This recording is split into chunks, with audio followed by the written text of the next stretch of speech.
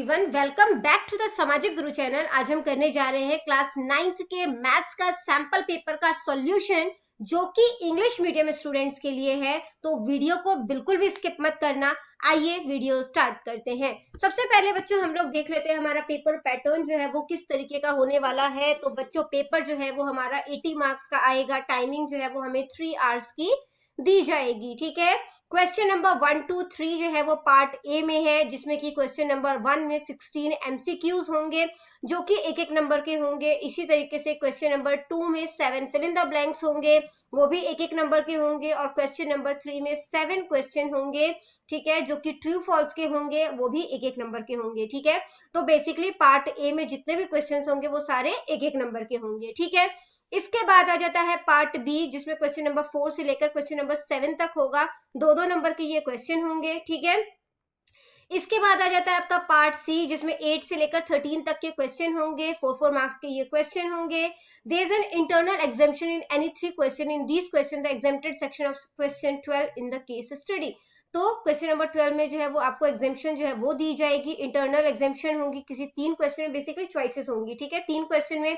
इसके बाद question 14 to 16 जो है वो आपका पार्ट डी होगा। ठीक है, जिसमें कि आपको 6 नंबर के क्वेश्चन जो है वो दिए जाएंगे और सभी क्वेश्चन में आपको चॉइसेस जो है वो दी जाएंगी। तो आइए पेपर सॉल्व करना स्टार्ट करते हैं। सबसे पहले हम लोग देख लेते हैं एमसीक्यू, जो कि है which of the following of number is not a rational number. इसमें से कौन सा ऑप्शन है जो कि रेशनल नंबर नहीं है। तो सबसे पहले हम लोग समझ लेते हैं कि रेशनल नंबर होता क्या है। तो रेशनल नंबर होता है जिसे कि हम पी अपॉन क्यू की फॉर्म में लिख सके। ठीक है, यहाँ पे बोला गया है नॉट अ रेशनल नंबर, यानी कि इरेशनल नंबर बेसिकली हमने बताना है, जिसे यानी कि हम पी अपॉन क्यू के फॉर्म में नहीं लिख सकते। तो रूट 4 को जो है हम 2 लिख सकते हैं, है ना, 2 का स्क्वायर होता है। तो 2 के नीचे कुछ नहीं है, 1 आ गया, तो ये पी अपॉन क्यू के फॉर्म में लिखा गया। इसी तरीके से जो यहाँ पर है आपका रूट 2, ठीक है, इसको जो है वो आप पी अपॉन क्यू के फॉर्म में जो है वो नहीं लिख सकते। ठीक है, यहाँ पे रूट 16 है, इसको भी जो है वो आप 4 अपॉन में जो है वो, मतलब कि 4 का स्क्वायर होता है, उसके नीचे कुछ नहीं है तो 1 आ गया, वो लिख सकते हो आप। ठीक है, इसके बाद जो है तो बेसिकली जो बी ऑप्शन है हमारा वो क्या है, करेक्ट है। ठीक है, यहाँ पर भी 2 लिखा हुआ है, यानी कि इसको आप 2 अपॉन 1 के फॉर्म में लिख सकते हो, तो ये भी रेशनल नंबर है। ठीक है, तो इरेशनल नंबर जो है वो हमारा क्या हो गया, रूट 2, क्योंकि हम इसे पी अपॉन क्यू के फॉर्म में नहीं लिख सकते। नेक्स्ट क्वेश्चन है द वैल्यू ऑफ 64.5 इज। तो 64 जो है वो किसका स्क्वायर होगा, क्योंकि यहाँ पे 2 लिखा है तो हम बेसिकली स्क्वायर देखेंगे, तो 8 का स्क्वायर होगा इंटू 1/2, 2 से 2 कट गया तो आंसर क्या बच गया हमारा, 8। ठीक है, नेक्स्ट क्वेश्चन जो है वो देखते हैं, जो कि है what is the coefficient of x in the polynomial. तो x का कोएफिशिएंट क्या है, x ये रहा, इसका कोएफिशिएंट यानी इसके आगे का नंबर जो है, ठीक है, तो क्या है, -2, बी ऑप्शन करेक्ट है। नेक्स्ट क्वेश्चन है what are the coordinates of a point on the x axis. x axis पे कौन सा पॉइंट जो है इनमें से लाई करेगा। ठीक है, तो x एक्सिस पे पॉइंट जो कोई भी अगर लाई करता है, जैसे ये x एक्सिस है, इस पे कोई भी पॉइंट लाई करेगा तो वहां पे ये क्या हो जाएगा, y जो है वो हमारा बेसिकली 0 होता है। ठीक है, तो यहाँ पर x जो है वो नंबर में होगा और y जो है वो 0 होगा, ये इसका आंसर हो जाएगा। अगला क्वेश्चन आपसे पूछा गया है which of the following is the solution of the equation. इसका जो है वो सोल्यूशन इनमें से कौन सा है। ठीक है, तो अगर आप यहाँ पे 0 लिखोगे, जो कि पहला ऑप्शन है, यहाँ पे भी 0 को 0 में से 0 गया, 0 हो जाएगा, तो 2 के इक्वल नहीं आएगा। ठीक है, तो इसी तरीके से जब आपने यहाँ पर x की वैल्यू -2 रखी, जो पहला नंबर होता है वो x होता है, दूसरा y होता है। ठीक है, तो -2 रखा, इसके बाद -0 जो कर दिया, तो इसको भी माइनस करोगे वो 2 के इक्वल नहीं आएगा। ठीक है, तो आप जो है वो इसको करो डी ऑप्शन में, जो कि है -2, यहाँ पे माइनस है। ठीक है, जो y है हमारा वो -4 है, is equal to 2, minus minus क्या हो जाएगा, प्लस का 4, -2, प्लस माइनस माइनस हो जाएगा, तो ये 2 हो गया, यानी कि डी ऑप्शन जो है वो करेक्ट है। ठीक है, नेक्स्ट जो आपसे क्वेश्चन पूछा गया है वो है कि 2 distinct line can not have more than dash point in common. तो दो जो लाइन है उसमें कितने पॉइंट जो है वो कॉमन हो सकता है, तो सिर्फ एक पॉइंट कॉमन हो सकता है ना, तो ए ऑप्शन करेक्ट है। अगला क्वेश्चन है if a ray stands on a line then the sum of the adjacent angles so formed is. अगर जो है एक line, if a ray stand on a line, एक लाइन है उस पे एक रे जो है वो स्टैंड करता है, ठीक है, तो ये जो एडजेसेंट एंगल बनाएंगे इनका सम कितना होता है। तो ये एक स्ट्रेट लाइन बना रहे हैं, ठीक है, तो ये 180 डिग्री होता है।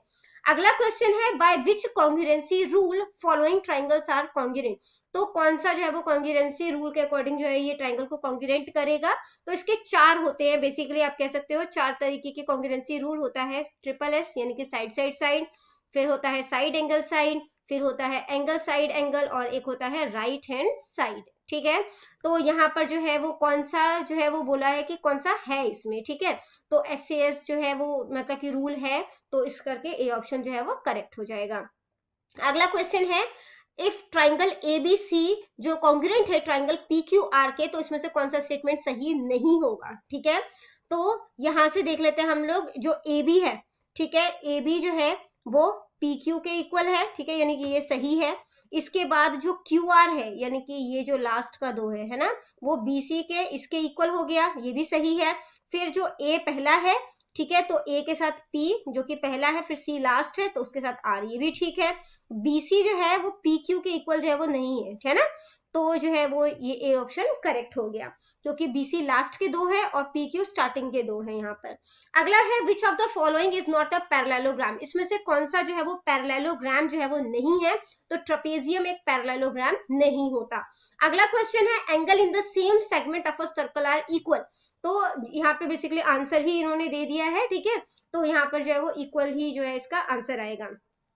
अगला है find the length of the third side of the triangle whose two sides are. ठीक है, तो आपको दो साइड दिया है, पेरीमीटर दिया, पेरीमीटर क्या होता है, सभी साइड्स का जो है वो सम होता है। ठीक है, तो अगर ये 10 है, ये 12 है, और टोटल हमें पता है 33 है, तो क्या करेंगे, इन दोनों को प्लस कर दो, तो 10 + 12 कितना हो जाएगा, ये हो जाएगा आपका यहाँ पे कर देते हैं। ठीक है, ये 33 टोटल है हमारा, यहाँ पे हो गया आपका 22, इन दोनों को माइनस कर दो 11, यानी कि ये 11 हो जाएगा। ठीक है, तो 11 सेंटीमीटर जो है वो इसका आंसर आ जाएगा।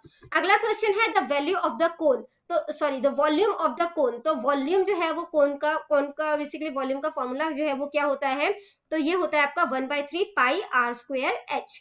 अगला है the curved surface area of a hemisphere of radius r।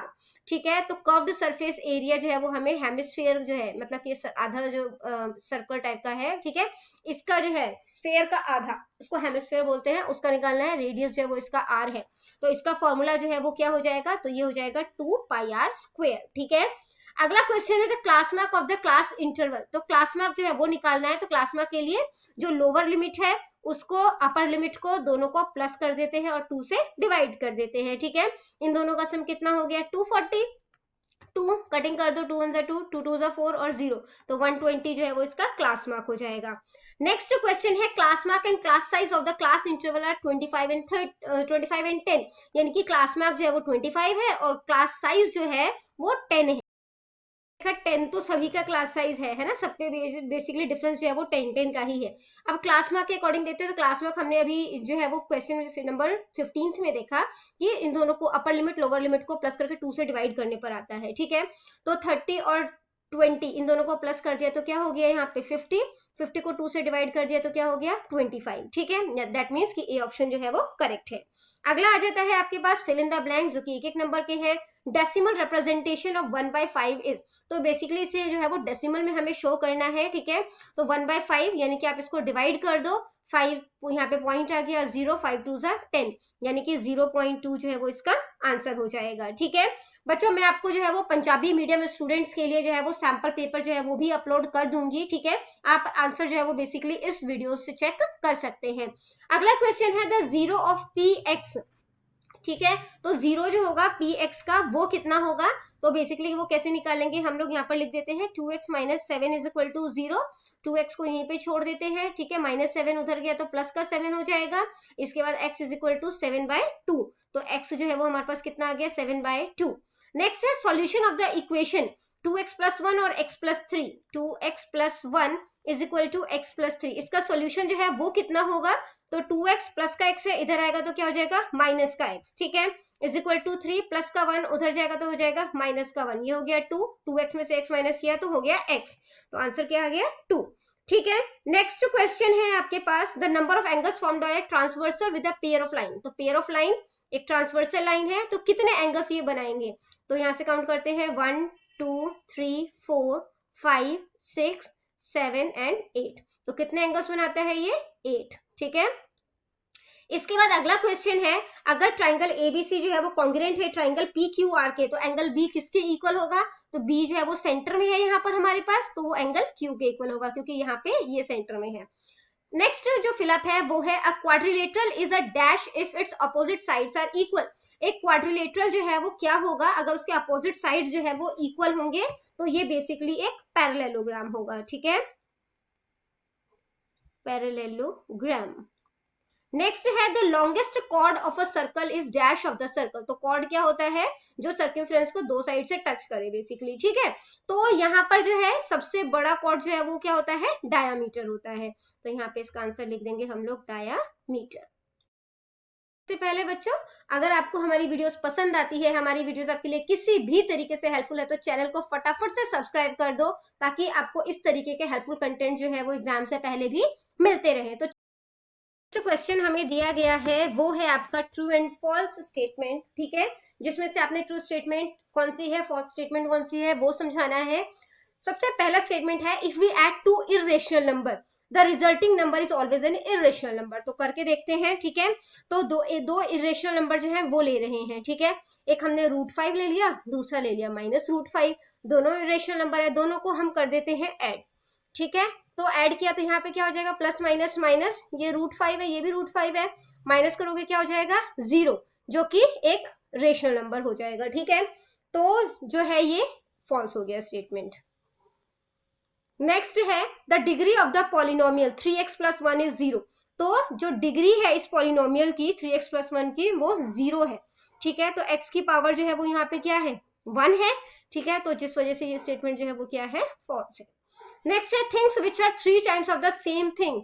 ठीक है, तो कोई चीज जिसका 3 गुना बेसिकली, ठीक है, are not equal to each other, वो एक दूसरे के इक्वल नहीं होंगे।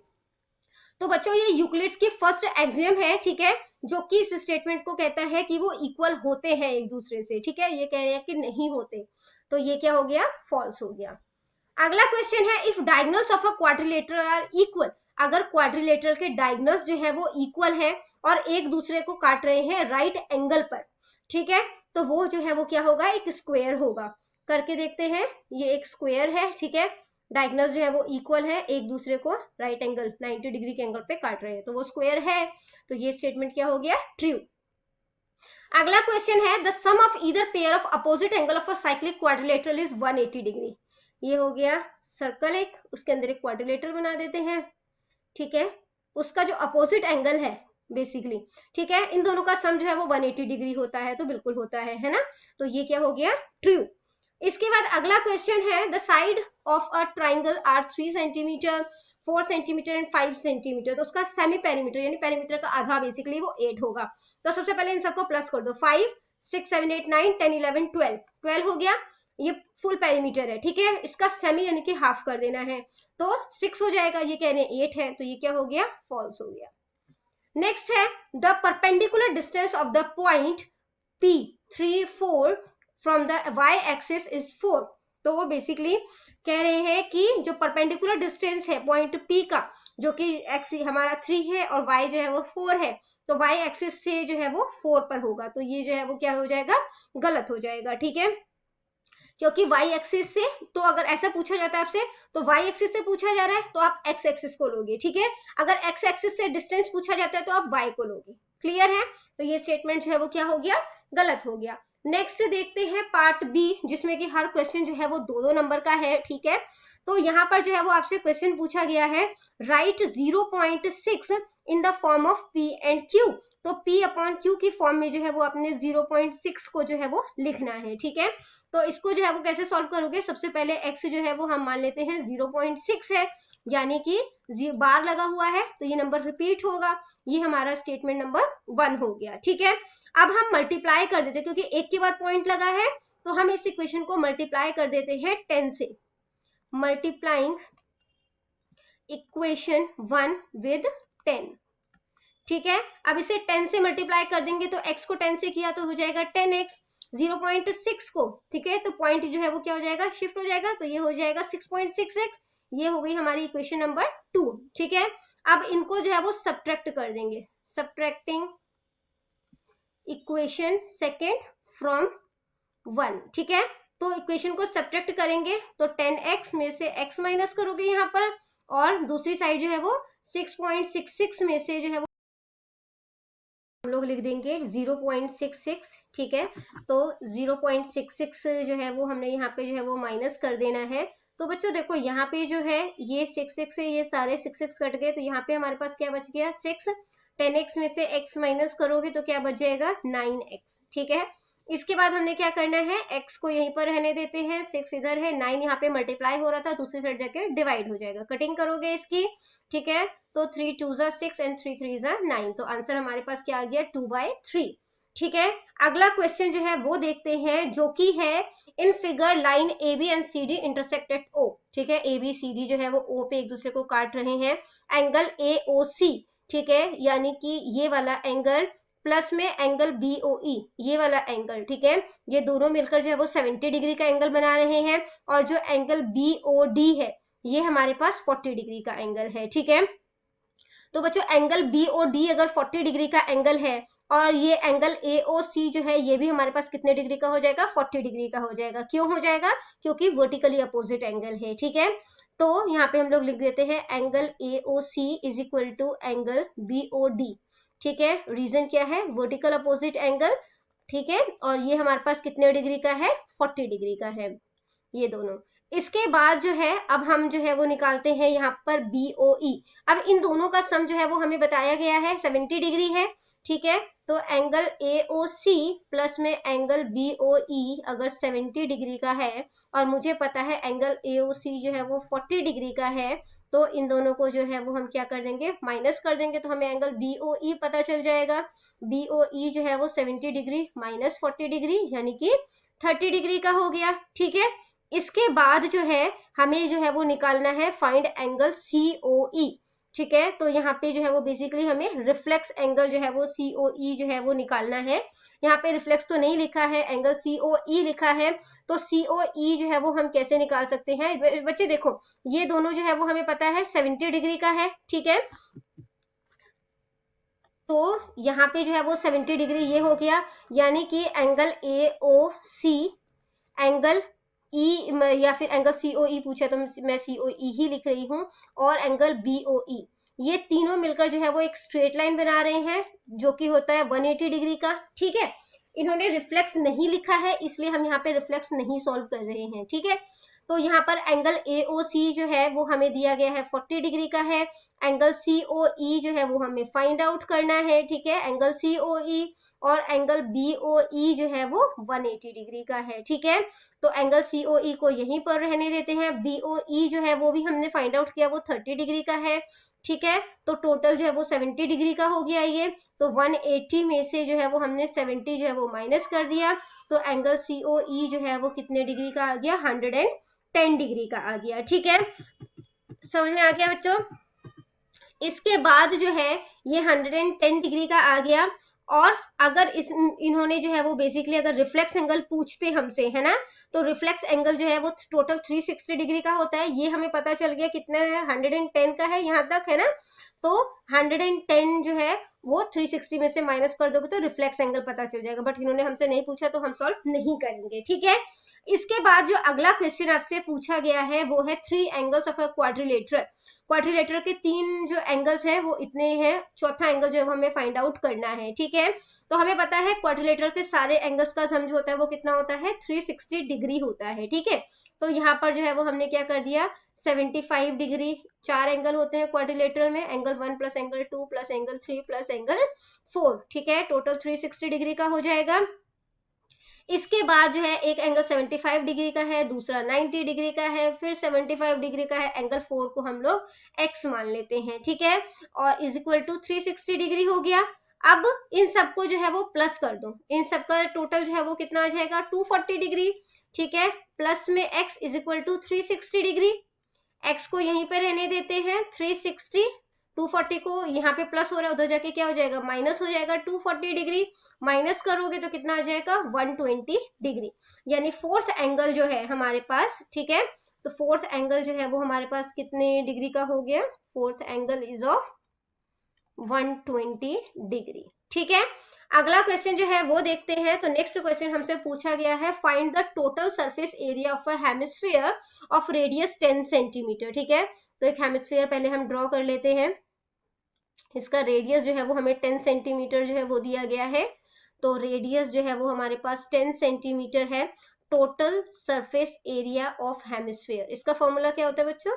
ये फॉर्मूले जो है वो आप अच्छे तरीके से कर लेना, ठीक है। वो होता है 3πr²। ठीक है, अब वैल्यू पुट कर दो यहाँ पे। ये हो गया 3 पाई की वैल्यू जो है वो हम ले लेते हैं 3.14। ठीक है, इसके बाद जो है r जो है वो हमें 10 दिया गया है, तो स्क्वायर है तो 2 बार लिख दिया हमने। इसके बाद जो है वो हमने क्या करना है, इनको सॉल्व कर लेते हैं। तो यहाँ पर जो है जब आप इनको मल्टीप्लाई करोगे, बेसिकली 10 10 100 हो जाएगा। ये पॉइंट जो है वो दो मतलब डिजिट दूसरी साइड चल जाएगा। ठीक है, तो ये जो है वो आपका क्या हो जाएगा, 314 हो जाएगा, पॉइंट हट जाएगा क्योंकि हम 100 से मल्टीप्लाई कर दिया। अब 314 को जब आपने 3 से मल्टीप्लाई किया तो क्या हो गया, 942 सेंटीमीटर स्क्वायर। ठीक है, नेक्स्ट क्वेश्चन जो है वो देखते हैं, जो कि 4 नंबर का क्वेश्चन है। Right 4 solution for equation 4x + 3y = 12। तो इसके 4 इक्वेशन जो है वो आपने जो है वो बताने हैं, 4 मतलब कि सॉल्यूशन बताने हैं बेसिकली। तो सबसे पहले जो है वो हम x जो है वो 0 ले रहे हैं। ठीक है, तो x जब हमने 0 लिया, वैल्यू पुट कर दो इसका, x की जगह पर 0 प्लस में 3y = 12। 4 0 0, 3y = 12। यहाँ पे आ गया 3y = 12, y = 12। 3 मल्टीप्लाई हो रहा है, उधर जाके डिवाइड हो जाएगा, तो y क्या आ गया, 4 आ गया। ठीक है, दूसरा इक्वेशन, अब x जो है मैं 1 ले लेती हूँ। तो यहाँ पे 4 1 = 4 प्लस में 3y = 12 हो गया। तो यहाँ पे 4 आ गया प्लस में 3y = 12। यहाँ पे हम लोग 3y रहने देते हैं, 12 में से 4 जो है वो माइनस कर देते हैं, जो कि 8 हो जाएगा। ठीक है, y यहाँ पे 3 मल्टीप्लाई हो रहा है, उधर जाके डिवाइड हो जाएगा।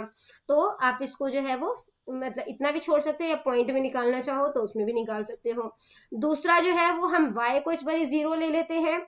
तो यहाँ पे आपके पास है 4x प्लस में 3, y की जगह पर 0 लिख दो, 12 हो गया ये।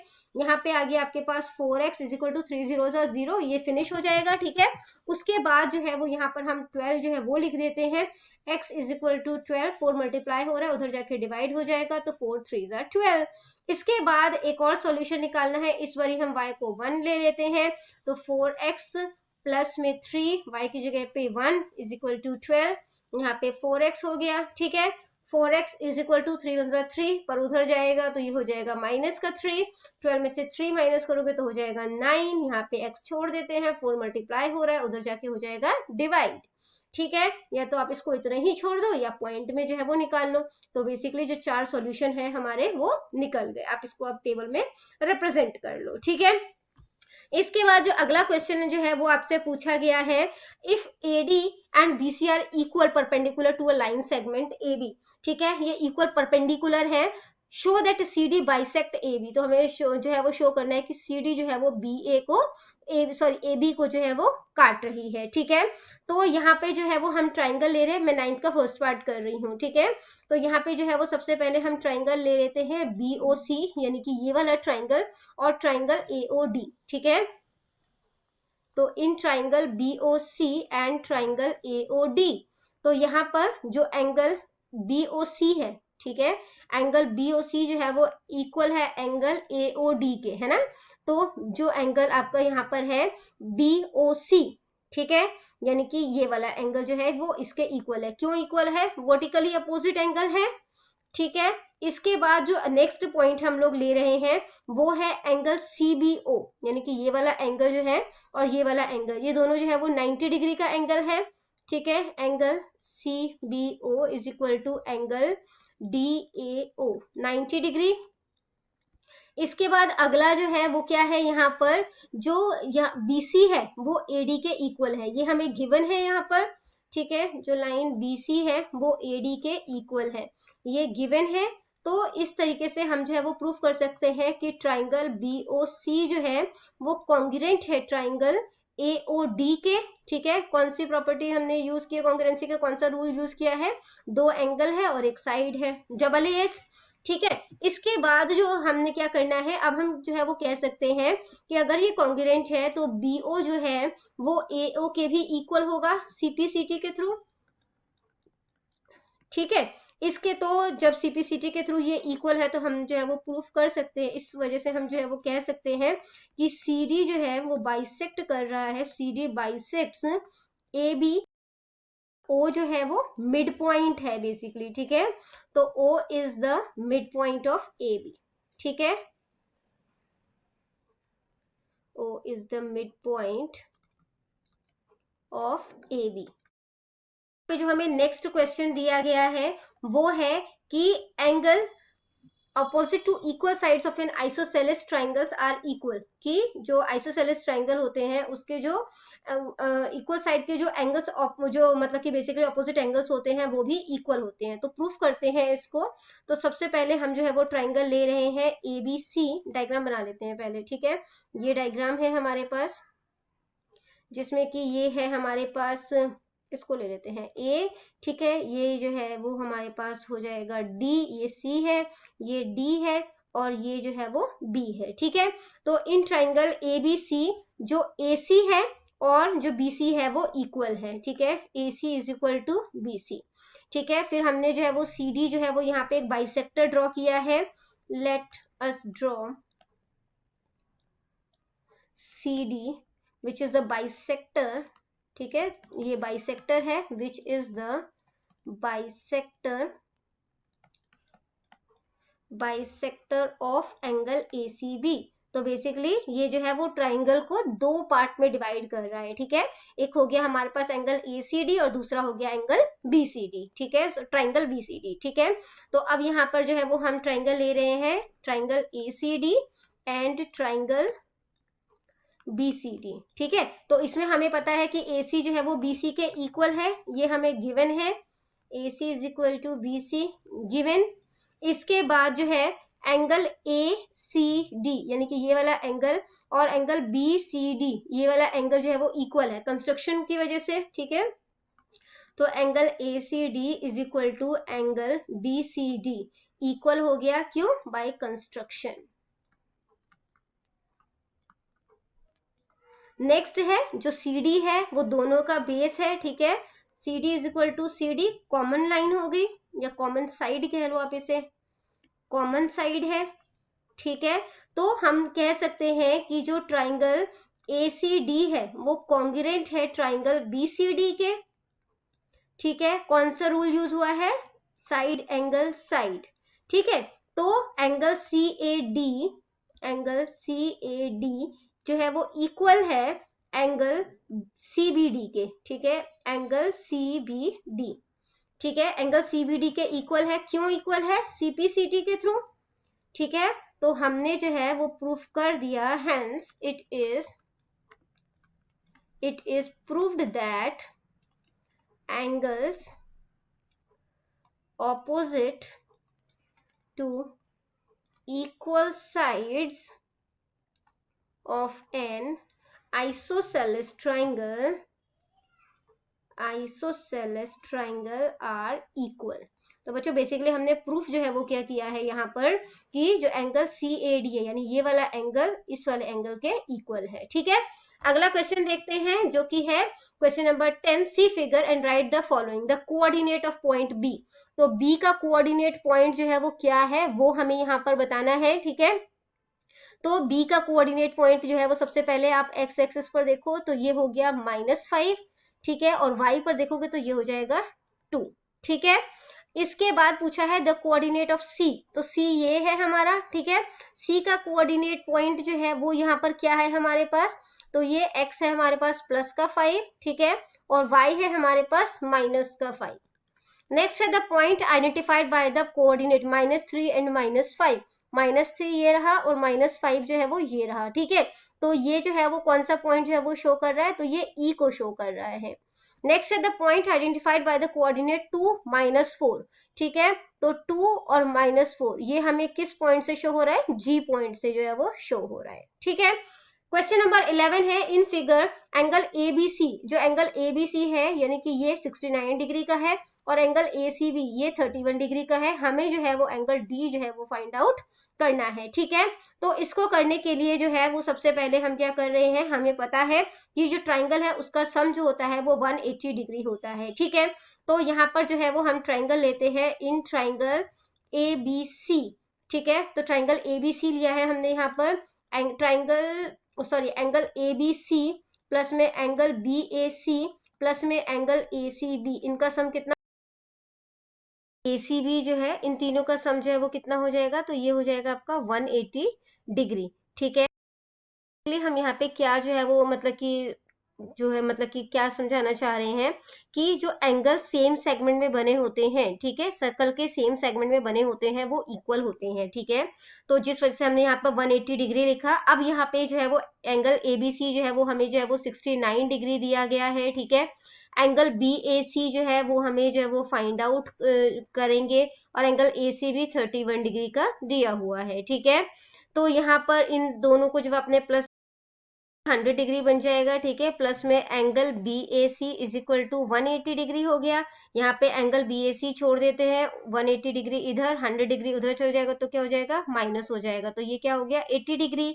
ठीक है, अब जो है आपने एक लाइन लिखनी है यहाँ पर, we know that angles in the same segment. ठीक है, तो एंगल जो कि सेम सेगमेंट में बने हों किसी सर्कल के, of a circle are equal, तो वो क्या होते हैं, वो इक्वल होते हैं। ठीक है, जिस वजह से हम कह सकते हैं कि एंगल BDC जो है वो एंगल BAC के इक्वल है जो कि 80 डिग्री का है। ठीक है, अगला क्वेश्चन जो है वो देखते हैं। अगले क्वेश्चन में हमें दिया गया है side of a triangle are in the ratio, तो बेसिकली एक ट्राइंगल है। ठीक है, उसका साइड जो है उसका रेशो जो है वो हमें दिया गया है। ठीक है, तो हम मान लेते हैं ये 12x है, ये 17x है और ये 25x। जब रेशो में ये दिया जाएगा तो आपने इसी तरीके से लिखना है। ठीक है, इसके बाद जो है हम यहाँ पर जो है वो पेरीमीटर जो है वो भी हमें यहाँ पर दिया हुआ है, तो इससे हम x जो है वो फाइंड आउट कर सकते हैं। ठीक है,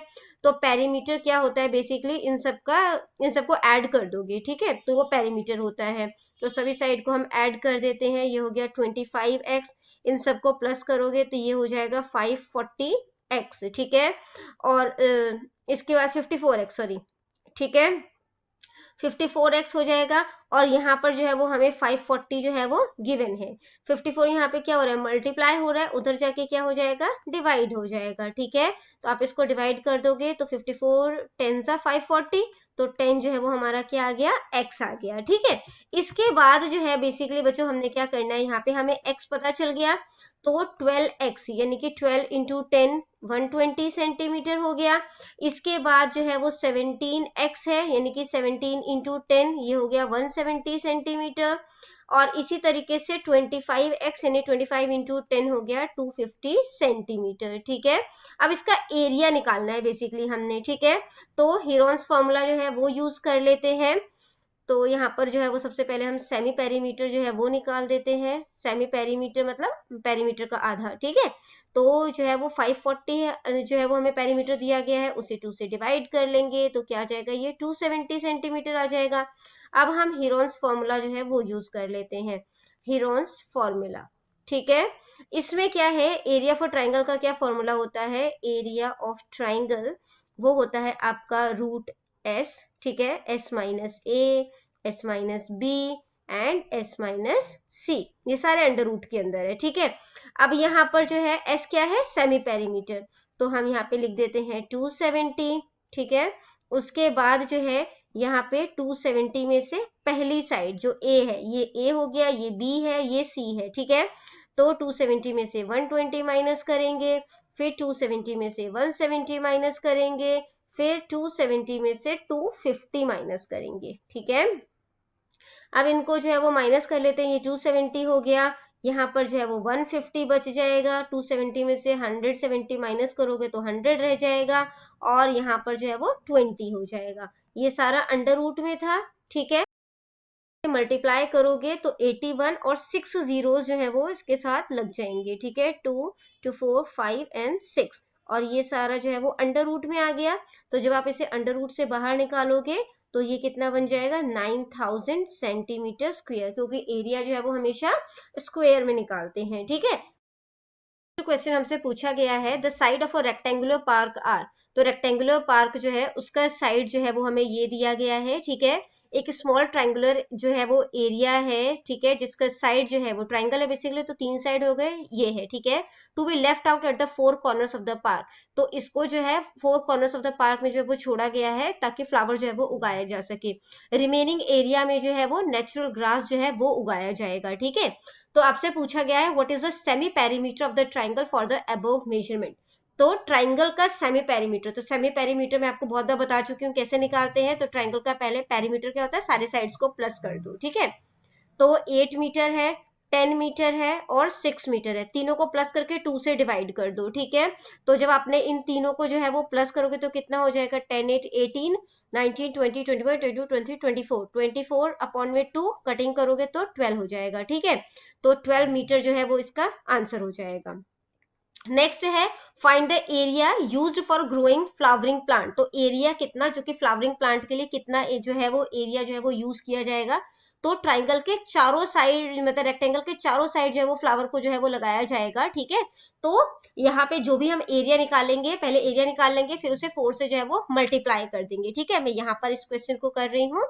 तो जो एरिया है वो किस तरीके से निकलेगा इसका, तो इसका फॉर्मूला होता है S minus A, Heron's formula use कर रहे हैं, S minus B S minus C. Semi perimeter जो है वो हमने तो पहले ही निकाला हुआ है यहाँ पर, है ना। तो सेमी पेरीमीटर जो है वो 12 दिया है। 12 में से पहला साइड जो है वो माइनस करेंगे जो कि है 8। 12 में से 8 माइनस कर दिया, इसके बाद जो है वो 12 में से हमने माइनस कर दिया 10 जो कि सेकंड साइड है, फिर 12 में से माइनस कर दिया 6 जो कि थर्ड साइड है। ठीक है, ये सारा जो है वो अंडर रूट में आ जाएगा। इसके बाद जो है वो बच्चों क्या करेंगे, यहाँ पर ये हो गया 12 में से 8 माइनस करोगे, ब्रैकेट ओपन ही कर लेते हैं। ठीक है, तो 4 हो जाएगा, यहाँ पे जो है वो 2 आ जाएगा और यहाँ पे जो है वो क्या आ जाएगा 6 कर लेते हैं। ठीक है, तो सीधा जो है वो हम यहाँ पे 12 लिख देते हैं, ये 4 हो गया, 6 टूजा जो है वो 12 हो जाएगा। अंडर रूट से हमने बाहर निकालना है, तो यहाँ पे जो है वो 12 जो है वो 2 बारी है, तो 12 एक बाहर आ जाएगा।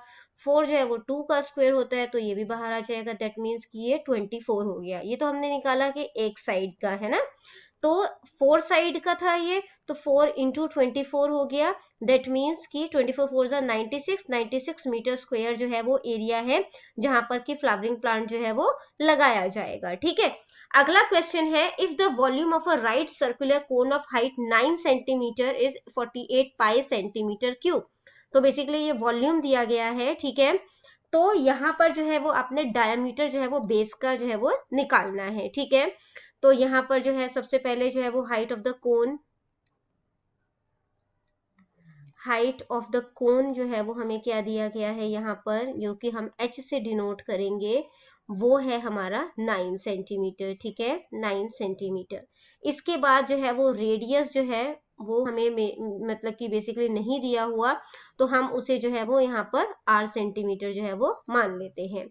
तो वॉल्यूम जो है वो भी हमें दिया गया है।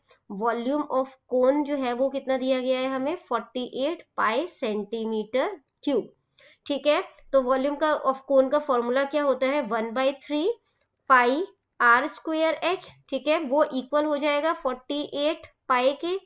इसके बाद बच्चों हम लोग यहाँ पर जो है वो क्या करते हैं, इस पे वैल्यू जो है वो पुट कर, यहाँ पर जो है हम लिख लेते हैं, ये हो गया हमारे पास 1/3। ठीक है, इसके बाद जो है वो पाई आ गया यहाँ पर। आर जो है वो हमें पता नहीं है, तो हम आर का स्क्वायर ही रहने देंगे। एच यानी कि 3 जा 9, ये कैंसिल हो जाएगा, इज इक्वल टू 48 पाई हो गया यहाँ पर। यहाँ पे हमारे पास क्या बच गया, पाई आर स्क्वायर 3। ठीक है, इज इक्वल टू 48 पाई। अब यहाँ पर बच्चों हम क्या कर सकते हैं, इसको हम यहाँ पर r का जो स्क्वायर है, ठीक है, r का स्क्वायर यहीं छोड़ देते हैं। यहाँ पे हमारे पास 48 पाई है और यहाँ पे 3 पाई है जो कि मल्टीप्लाई हो रहा है, तो उधर जाके क्या हो जाएगा, डिवाइड हो जाएगा। ठीक है, तो यहाँ पर जो है वो पाई से पाई कैंसिल हो जाएगा और 3 1 जा 3 और 3 6 जा 18। ठीक है, यहाँ पे 16 आ गया। अब जो स्क्वायर है वो वहां पे जो है वो उसको अंडर रूट में ले लेगा, ठीक है। तो r जो है 16 किसका स्क्वायर होता है, 4 का, ठीक है। तो यहाँ पे जो रेडियस है हमारा वो कितना आ गया, 4 आ गया। बट इन्होंने हमसे क्या पूछा है, डायामीटर पूछा है। तो डायामीटर जो है वो हमें पता है कि रेडियस को 2 से मल्टीप्लाई करने पर, या आप कह सकते हो 2r बेसिकली वो होता है, ठीक है। तो रेडियस जो है वो हमारा यहाँ पे कितना है, 4 है। तो इन दोनों को मल्टीप्लाई कर दोगे तो 8 सेंटीमीटर जो है वो इसका रेडियस आ गया, ठीक है। या तो नेक्स्ट क्वेश्चन आपने अटेम्प्ट करना है, जो कि है एक the diameter of the metallic ball is 4.2 centimetre. तो मेटालिक बॉल का डायमीटर जो है वो 4.2 सेंटीमीटर है। What is the mass of the ball if the density of the metal, तो मेटल की जो डेंसिटी है वो 8.9 ग्राम पर सेंटीमीटर क्यूब है, तो इसका मास कितना होगा वो बताना है, ठीक है। तो सबसे पहले जो है वो डायामीटर जो है वो लिख लेते हैं, जो कि हमें दिया हुआ है। डायामीटर है 4.2 सेंटीमीटर, ठीक है। इसके बाद जो है हमें पता है कि जो रेडियस है वो कितना होता है, डायामीटर का हाफ होता है, ठीक है। डायामीटर को 2 से डिवाइड कर दोगे तो वो कितना हो जाएगा, 4.2 है, उसको 2 से डिवाइड कर दोगे तो ये क्या आ गया, 2.1 सेंटीमीटर, ठीक है। इसके बाद जो डेंसिटी होती है, डेंसिटी निकालने के लिए फॉर्मूला क्या होता है, मास को वॉल्यूम से डिवाइड कर देना होता है हमने, ठीक है। तो जो है यहाँ पर जो है वो, या तो आप कह लो कि mass is equal to density multiply volume हो जाएगा, क्रॉस मल्टीप्लाई कर दिया बेसिकली मैंने यहाँ पर, ठीक है। इसके बाद बच्चों जो है वो आप यहाँ पर वैल्यू जो है वो पुट कर दो, ठीक है। तो यहाँ पर जो है क्या हो जाएगा कि जो आपको यहाँ पर जो है वो क्या दिया हुआ है, डेंसिटी दी हुई है, ठीक है। तो डेंसिटी जो है इसकी वो कितनी है, 8.9 सेंटीमीटर स्क्वायर, मल्टीप्लाई वॉल्यूम लिखा हमने यहाँ पर, ठीक है, वो हो गया हमारा मास। अब वॉल्यूम जो है, वॉल्यूम ऑफ मेटालिक बॉल, ठीक है, मेटालिक बॉल का जो वॉल्यूम है उसका फॉर्मूला जो है वो क्या होगा, मेटालिक बॉल, तो मेटालिक बॉल का फॉर्मूला क्या होगा, 4/3 पाई आर क्यूब होता है, ठीक है। तो यहाँ पे वैल्यू पुट कर देते हैं, ये हो गया 4/3, ठीक है। यहाँ पे जो है वो पाई जो है उसको हम ऐसे ही लिख देते हैं चाहे अभी, ठीक है। वैल्यू डालना चाहो तो आप वैल्यू भी यहाँ पर जो है वो डाल सकते हो, ठीक है। इसके बाद जो रेडियस है वो हमें 1 मल्टीप्लाई 2.1 मल्टीप्लाई 2.1, ठीक है। तो ये वॉल्यूम आ गया, ठीक है। और तो वॉल्यूम जो है वहां पर हम इस वैल्यू को जो है वो रिप्लेस कर देंगे, ठीक है। तो यहाँ पे जो है हम क्या कर रहे हैं, इस वाले में मैं फॉर्मूले में वैल्यू पुट कर रही हूँ, ठीक है। तो इज इक्वल टू 8.9, ठीक है, मल्टीप्लाई 4/3। इसके बाद जो है वो यहाँ पर जो है वो वैल्यू पुट कर दो, आप पाई की भी कर दो चाहे, मल्टीप्लाई 2.1 मल्टीप्लाई 2.1, ठीक है। जिसकी कटिंग होती है आप कटिंग कर, जैसे कि यहाँ पर जो है वो कटिंग हो जाएगी आपकी, पॉइंट हटाओगे नीचे 10 आ जाएगा, यहाँ से भी पॉइंट हटाओ 10 आ जाएगा, पॉइंट हटाओ 10 आ जाएगा, ठीक है। 7 1 7 7 3 21, ठीक है। इसी तरीके से बच्चों आप यहाँ पे 3 1 3, ठीक है, और 3 7 21 कर दोगे। और यहाँ पर जो है तो जब आप इन सबको जो है वो मल्टीप्लाई करोगे तो आपका आंसर जो है वो कितना आ जाएगा, 345.077, ठीक है। और ये क्योंकि मास है यानी कि वेट है तो ये ग्राम में आएगा, क्लियर है। अगला क्वेश्चन जो है वो देखते हैं, जो कि हमें यहाँ पर दिया गया है, पार्ट डी का है, ठीक है। ये क्वेश्चन हमारा, जिसमें कि हर क्वेश्चन जो है वो 6 नंबर का है, ठीक है। और इसमें जो है क्वेश्चन नंबर 14 जो हमें दिया गया है वो है, in figure line X Y and M N intersected O, X Y और एम एन जो है वो ओ पॉइंट पे एक दूसरे को काट रहे हैं। अगर एंगल पी ओ वाई जो है वो 90 डिग्री का है, ए रेशो बी, ठीक है, और वो जो है वो 2:3 के इक्वल है, तो सी जो है वो हमें फाइंड आउट यहाँ पे करना है, ठीक है। तो सबसे पहले जो है वो हम यहाँ पर, मैं यहाँ पे सॉल्व कर देती हूँ इसे, ठीक है। तो सबसे पहले जो है हम यहाँ पर देख लेते हैं कि एंगल पी ओ जो एक्स है, ठीक है, वो भी 90 डिग्री का होगा angle. Angle P O X जो है वो इक्वल है angle P O M plus में एंगल MOX के, यानी इन दोनों एंगल को मिलाओगे तो POX बन जाएगा, ठीक है। अब एंगल POX जो है वो 90 डिग्री का है, ये 90 डिग्री का है, तो ये भी 90 डिग्री का होगा, ठीक है, क्योंकि ये लीनियर पेयर है। इज इक्वल टू यहाँ पर जो है एंगल POM जो है वो हमारा क्या है, A है, और MOX क्या है, B है, ठीक है। ये हो गई हमारी इक्वेशन नंबर 1। अब क्योंकि A और B हमें जो है वो 2:3 के फॉर्म में दिया गया है, तो A जो है वो हमारे पास क्या हो जाएगा, A जो है वो 2x हो जाएगा, ठीक है। और जो हमारे पास B है वो कितना हो जाएगा, वो है हमारे पास 3x, ठीक है। अब वैल्यू जो है वो सब्स्टिट्यूट कर देते हैं। A प्लस B जो है वो 90 डिग्री का है, ये तो हमें पता है। हमारा जो है वो 2x है ना, तो यहाँ पे जो है वो लिख देते हैं हम लोग, ये डिग्री। x की वैल्यू यहाँ पे बेसिकली फाइंड आउट कर लेते हैं, तो 2x प्लस 3x जो है वो कितना हो जाएगा, ये हमारे पास जो है वो 5x हो जाएगा, ठीक है। तो 5x जो है इज इक्वल टू 95 मल्टीप्लाई हो रहा है, तो दूसरी साइड जाके क्या हो जाएगा, डिवाइड, ठीक है। तो जब आप इसे डिवाइड करोगे तो आपके पास जो है वो कितना आ जाएगा, ये 5 1 40, ठीक है। तो 18 आ गया यहाँ पे। अब इसके बाद बच्चों हम है वो हमारे पास क्या है, 2x है, यानी कि 2 × 18 हो गया, जो कि हो गया 36 डिग्री। इसी तरीके से जो B है वो हमारे पास 3x है, यानी कि 3 × 18 जो कि हो गया 54 डिग्री, ठीक है।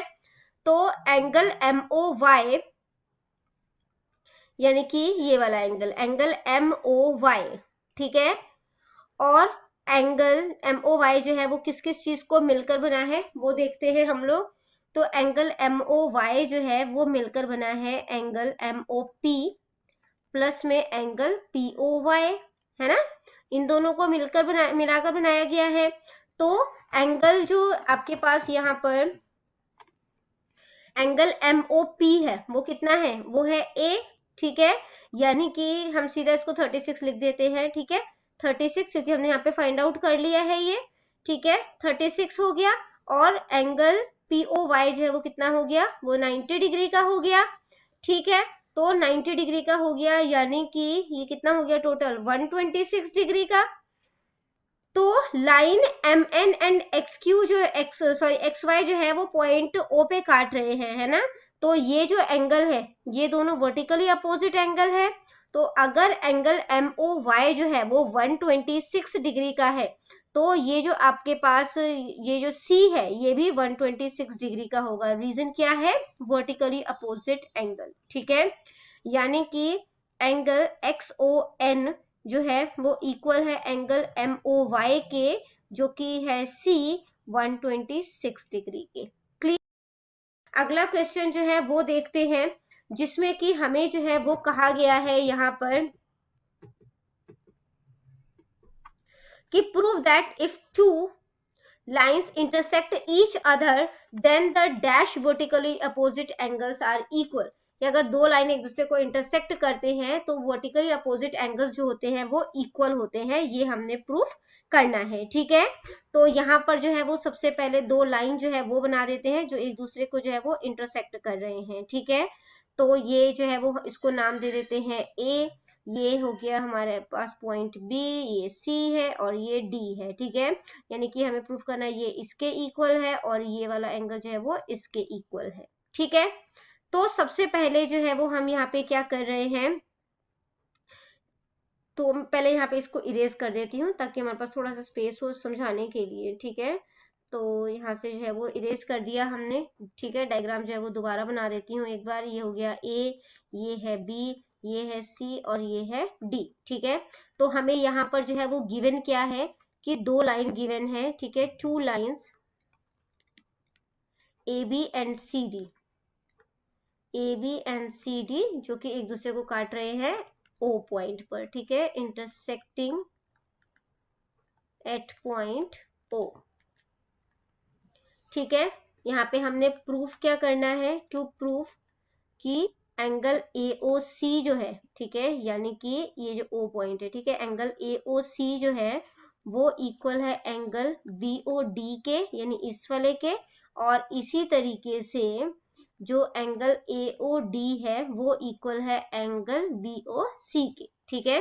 तो प्रूफ करना जो है वो स्टार्ट करते हैं ऑन लाइन ए बी। ठीक है, सबसे पहले हम ये वाली लाइन ले रहे हैं, तो ऑन लाइन ए बी, तो लीनियर पेयर के थ्रू जो है वो हम इसको सॉल्व कर रहे हैं। तो एंगल AOC, ठीक है, एंगल AOC और एंगल BOC को जब आप प्लस करोगे तो ये 180 डिग्री का बनेगा, है ना।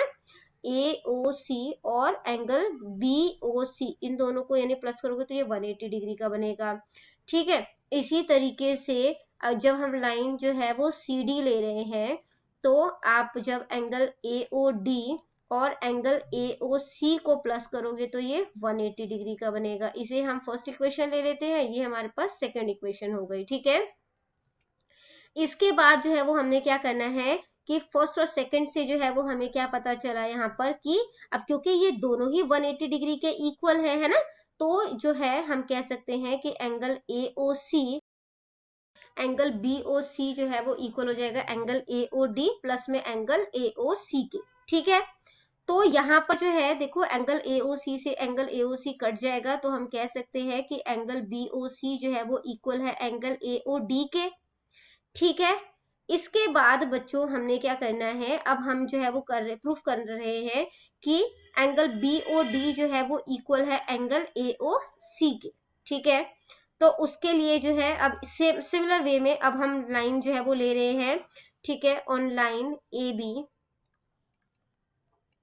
और यहाँ पर ले रहे हैं ऑन लाइन CD। ठीक है, यहाँ पर हमने जो है वो ले लिया ऑनलाइन AB और यहाँ पर ले लिया ऑनलाइन CD। ठीक है, इसी तरीके से हम यहाँ पर देखते हैं कि एंगल AOD, ठीक है, यानी कि ये वाला एंगल जो है हमने लिया और एंगल BOD ये वाला लिया है। ठीक है, तो वो जो है वो भी कितने डिग्री का बनेगा, 180 डिग्री का बनेगा, है ना। तो एंगल AOD प्लस में angle BOD is equal to 180 degree, ये हमारा थर्ड इक्वेशन हो गया। और इसी तरीके से लाइन CD पर हम देख रहे हैं, तो एंगल AOD यानी कि ये वाला एंगल और एंगल AOC यानी कि ये वाला एंगल, ये भी जो है वो 180 डिग्री का बनेगा। ठीक है, तो यहाँ पर जो है वो इसको देख लेते हैं, एंगल AOD प्लस में angle AOC is equal to 180 degree. ठीक है, ये हमारे पास इक्वेशन नंबर 4 हो गई। तो जैसे अब यहाँ पर हमने किया है ना कि ये जो दोनों अब क्योंकि 180 डिग्री का इक्वल था, तो हमने क्या किया यहाँ पर उसको जो है वो मतलब कि बेसिकली कटिंग कर दी है ना। तो यहाँ पर भी इसी तरीके से जो है वो हम यहाँ पर जो है वो कटिंग कर देंगे, जैसा कि हमने यहाँ पर किया था। AOD से जो है वो AOD कैंसिल हो जाएगा, तो BO जो है वो एंगल AOC के इक्वल हो गया। ठीक है, तो हमने कर दिया, हम यहाँ पर लिख सकते हैं hence vertically opposite angles are equal. ठीक है, अगला क्वेश्चन जो है वो देखते हैं, जो कि है the length of 40 leaves of a plant are measured correct to 1 millimetre and the obtain data is. तो 40 लीव्स का जो है वो डेटा लिया गया है। ठीक है, तो आपने इसका जो है वो हिस्टोग्राम बनाना है। तो आपने जो है वो यहाँ मैं यहीं पे कर देती हूँ, आपने जो है वो आंसर जो यहाँ पे लिखोगे वो करना है। सबसे पहले लेंथ का कॉलम बनेगा आपका। ठीक है, उसके बाद जो है वो आपने कॉलम बनाना है यहाँ पर न्यू लेंथ का। ठीक है, क्यों बना रहे हैं हम लोग ये देखो, यहाँ पे पहले लिख लेते हैं हम लोग न्यू लेंथ। ठीक है, अब देखो बच्चों यहाँ पे ये 126 है, ये 127 है। ठीक है, 1 का डिफरेंस आ गया, 135 है, 136 है। तो जब इस तरीके से डेटा दिया जाता है, तो जो आगे वाला नंबर होता है उसमें हम 0.5 जो है वो कम कर देते हैं और उसके बाद वाले नंबर में 0.5 बढ़ा देते हैं, ताकि एक सीरीज जो है वो मतलब कि कंटिन्यू कर सके हम। तो यहाँ पे आ गया आपका 117। ठीक है, यहाँ पे आ गया फिर 126.5। ठीक है, तो 126.5 से लेकर 135.5 आ गया। यहाँ पर 5.5 से 144.5 हो गया। ठीक है, फिर यहाँ पर 144.5 से लेकर 153.5 हो जाएगा।